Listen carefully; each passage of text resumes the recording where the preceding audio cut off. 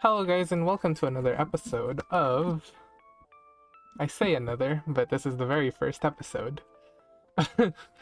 of Jack of all trading cards. So as you can see, got some jacks here. These are all just for show, it's nothing really special, but here we go.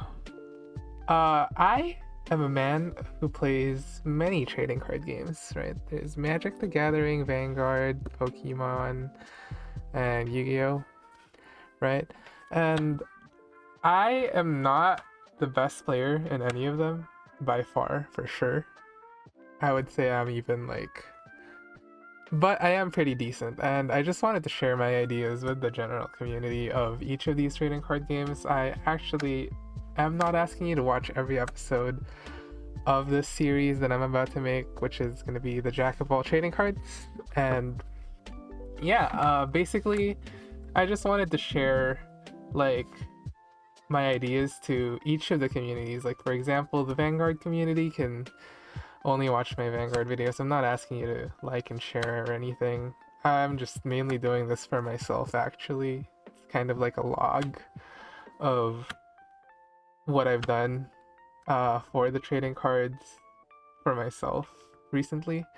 So yeah, this is my diary, let's put it that way. But yeah, today is actually September 10th, 4:14 p.m. and I just finished remaking my Pokemon deck, because today is actually the first day of the Pokemon rotation for 2021 and 2022 moving forward. And I just wanted to show you guys my deck. Yeah, so the Jack of Spades is gonna be our mascot for today because it's the Pokemon one. It's gonna stay right there. Yeah, so what have I done for the Pokemon TCG recently? Well, I just said I finished my deck to have a list for post rotation, and here you go. I'm gonna show you guys the list right now. Like I said, let me give you some backstory real quick before I go too far ahead of myself.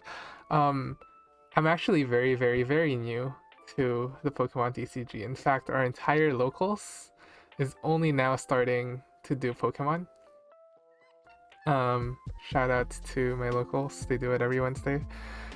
And yeah, it's called Superstar Card Gaming. You guys should check it out sometime, especially if you're in the Maryland area. But basically, we've been starting Pokemon. We're all still new, but this is the deck that I've built. I basically started off of two Inteleon trial decks, and then built it up from there. Also a box of Chilling Reign that I got off of store credit. Again, shout outs to my locals for letting me have this, helping me build this deck basically. Anyways, we start with 4 Sobble, the Rapid Strike one. This is probably the best setup Pokemon that you have. It's got a really cool attack in Keep Calling. It costs 1 colorless energy, so that could be any, but we're only running one type of energy anyways. We're only running water, spoilers alert. But for a 1 energy attachment, you can Keep Calling and then basically set up your bench for the entire game. It's pretty good. And then you'll have enough Sobbles for the rest of the game, as long as they Keep Calling once. So Keep Calling says for 1 energy, you can search your deck for up to 3 basic Rapid Strike Pokemon and put them onto your bench, then shuffle your deck. So yeah, good setup card. We all obviously need it because this is gonna be an Ice Rider Inteleon deck. For the next Pokemon that we've got 4 Shady Dealing Drizziles. This is a really important Drizzile. you can't use the Rapid Strike one because Shady D-Links is just that important. Like I said, I started with the 2 Inteleon structure decks, and then this was one of my first cards actually. And yeah, we've got the Shady D-Links one. Basically when we evolve it on top of a Sobble, you can search for any trainer card, and that's really important. Like really important. And yeah, that's it. Put it to your hand, shuffle your deck. It's pretty good. And then next for Pokemon, we're running 2 Inteleon, Rapid Strike 1. So this is actually quite important that it's Rapid Strike, because some people play Tower of Waters, makes its retreat cost for free, so we can always put this to the active when one of our Pokemon gets knocked out. If our opponent has Tower of Waters, we can switch it out for free without needing to attach Air Balloon or waste a Pokemon item card to, or waste an item card to switch it out. So that's pretty good. The other reason why we play it is because of the ability Quick Shooting. Quick Shooting is really nice to finish off Pokemon that they're trying to protect in the bench. Very annoying to deal with. It's just a constant 20 damage every turn, and sometimes that's even enough to knock out like 60 HP Pokemon if you do it like 3 times. And then our last of this evolution line is the Inteleon. Just the one of Shady D-Links Inteleon. This one is actually really nice. So this can search you 2 trainer cards instead of 1. Most of the time you won't need it, but there are times where you just want to search 2 instead of 1, and that lets you do this because with the 4 Drizzile and the 1 Inteleon, you get access to pretty much anything in your deck. And like, say you needed 2 cards, you can, and you had like 2 Sobbles and only 1 Drizzile, you can Drizzile for an Evolution Incense, or like a Drizzile, a Sobble. You can Drizzile on top of the Sobble, and then search for Evolution Incense, put this on top of a Drizzile, and then search for 2 more cards. You can do fun stuff like that. Just access so much of your deck. Just because we ran the 1 of. And yeah, everything is pretty much searchable. And it's pretty consistent. Next for the Pokemon, for main attackers, we're running 4 Ice Calyrex V. This is pretty good. It's got the 1 energy pierce for 40, which is good in combination with the Quick Shooting Inteleon. Can snipe 60 HP Pokemon pretty easily, right? And the other attack is Glacial Lance, where you discard 2 energy from this Pokemon to deal 200. We barely ever use that, but if we do, and we are forced to discard 2 energy from this Pokemon, what will end up happening is that we can recycle that energy with one of our main supporters in Melony, so that's not too big of a deal. And it's got 210 HP, it's pretty beefy. And we're only running 4 just because it's very important. We see one, we start setting them up early for our evolution, which is Ice Rider Calyrex VMAX. This is our main attacker of the deck. Got Ride of the High King. For 2 colorless, you can deal 10 plus 30 more damage for each of your opponent's benched Pokemon. So this can deal up to 160, I believe. And that's pretty good. And then the other attack is 2 water max lance, and you basically can discard up to 2 energy attached to this Pokemon, and it deals 120 for each energy you discard, so you can discard 2. And then you have a 10 plus on top of that, so that's 250. We can reach absurd numbers with like 2 Inteleon on our bench to 290, maybe even like finish them off next turn for 200 or 330. And yeah, it's a very, very strong 2 energy attack. Can one hit KO a bunch of stuff, Crobats, anything really. It's pretty nice. So yeah, that's it for a Pokemon. I would say I wanted to add some Suicunes in here, but for now, this is what I have. The 4-3 Ice Rider line, the 4-4-3 Sobble, Drizzile, and Inteleon line, but one of the Inteleons is the Shady Dealings one.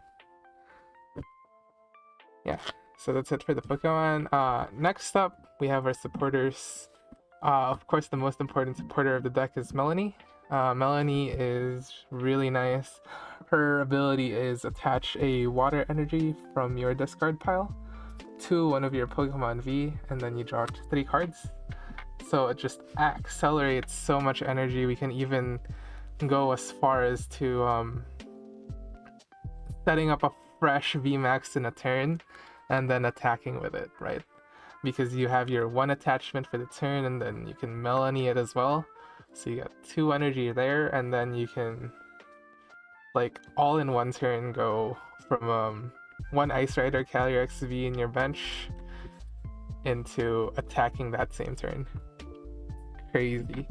And then of course you draw 3, so you don't really need too many draw supporters. This deck is consistent enough by itself.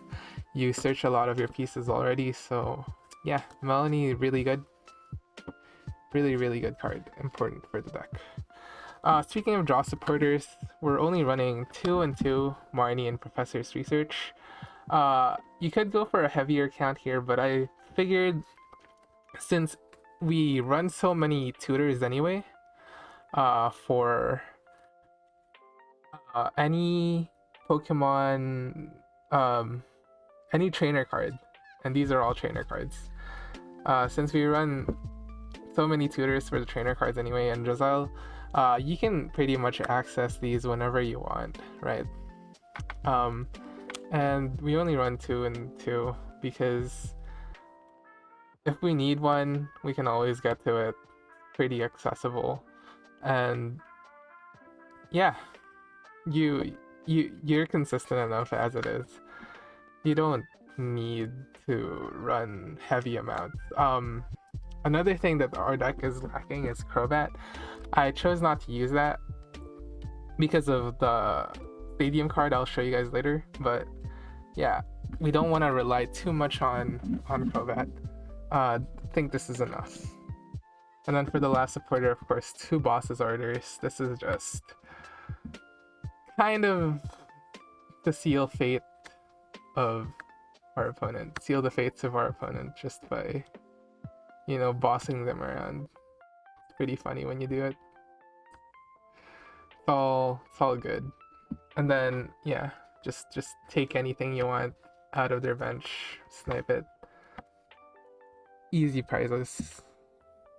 It's pretty self-explanatory. Next cards we're running is the 3 Evo Incense and 3 Capacious Bucket. Okay, so these are kind of like your hand fixers. Okay, so if you see this in your hand, that means you'll either find evolution cards without needing to Drizzile for them, or if you see this in your hand, you can find energy cards without having to dig for them, right? You want to see these so you can play accordingly. If you're missing like something, your turns would suck, so you don't want to max them out to 4 and 4, right? But you want to see either or, because this can basically, if you have a Sobble, search for this, and this can basically search your energy. You can even search 2 energy, quick ball away 1, and then Melony. You can do fun stuff like that. These basically just fix your hand, and fixing your hand is great because if you're lacking energy, you can Drizzile for this. search for energy. Everything in this deck is so accessible, and I really, really like it. It's really nice. Next, we have our consistency cards. So only 2 level ball. There's some glare over there. 2 level ball, 4 great ball, and 4 quick ball. Okay, so let me explain the 2 level ball reasoning, right? Level ball, you'll probably want the most is Sobble, but you already have quick balls for that. Another thing with level ball is it can only really search Sobble and Drizzile. And Drizzile is useless without Sobble, and you already have quick balls for that. But once you keep calling once, right, the value of level ball goes down in your deck by a lot. So you can still search for level balls, search for Drizziles off of level balls, but that's not the point. Quick ball, however, can search for the Ice Calyrex V. Great ball can search for Inteleons, can search for Ice Riders, but level ball can't do any of that. So as soon as you put your Drizziles out as much as you need, and then we also have a way to recycle Drizziles anyway, I'll show you guys later. But for now, only 2 level ball because the only 2 targets are Drizzile and Sobble. And then Great Ball, like I said, it's a little bit hit or miss, but you always want to do this first during your turn anyway, so you can play accordingly depending on what you get. Unless you're gonna, you know,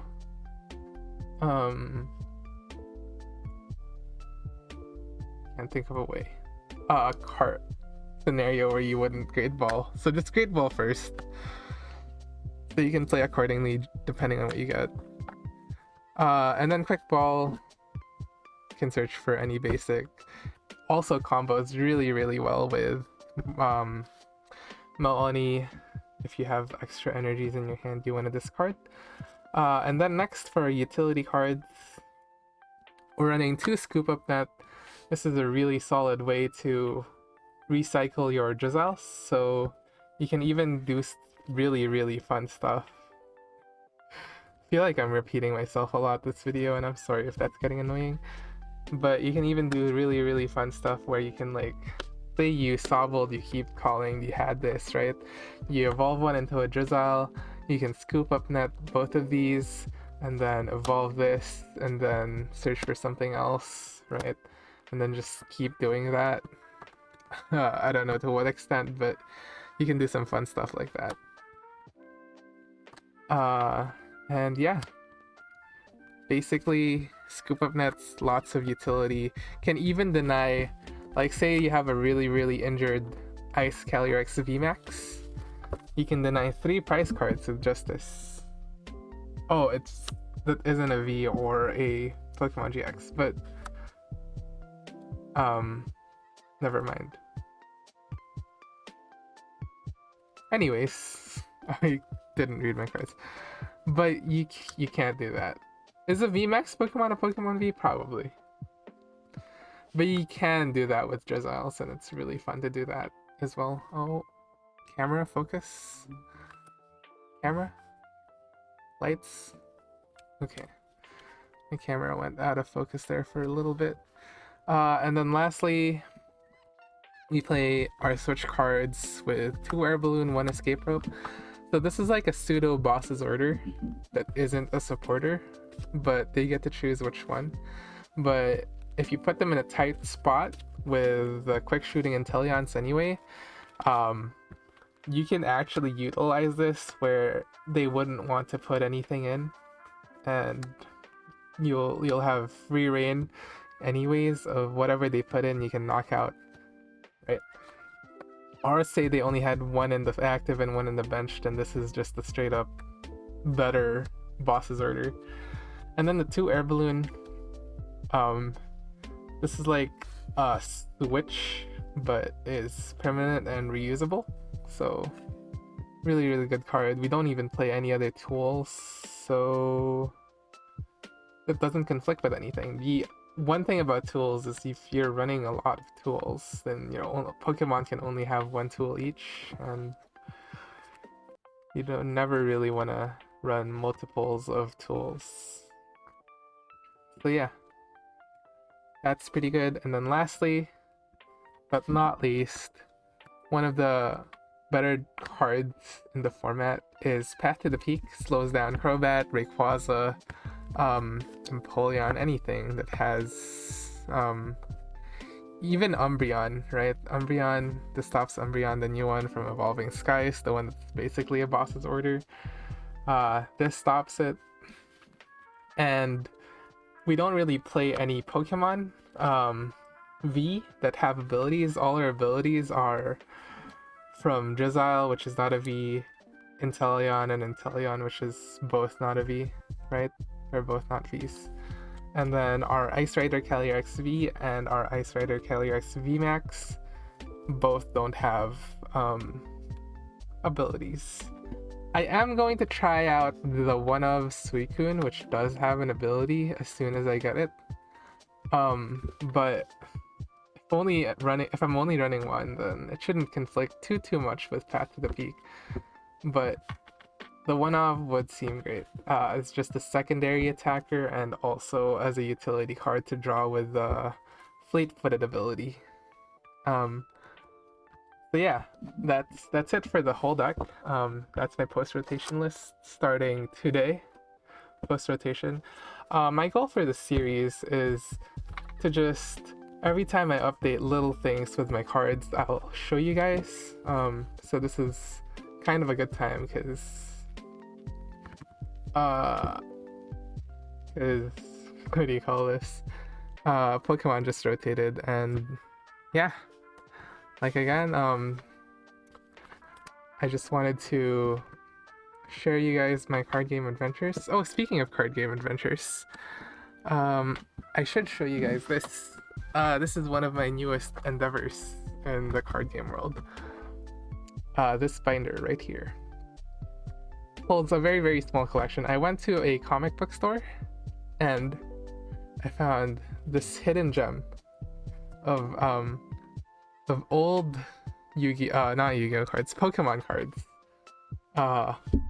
And they're all from the base set. They're not too old. These are the 2016 reprints, but my goal is to get all 151 Pokemon. It doesn't matter if it's the base set or the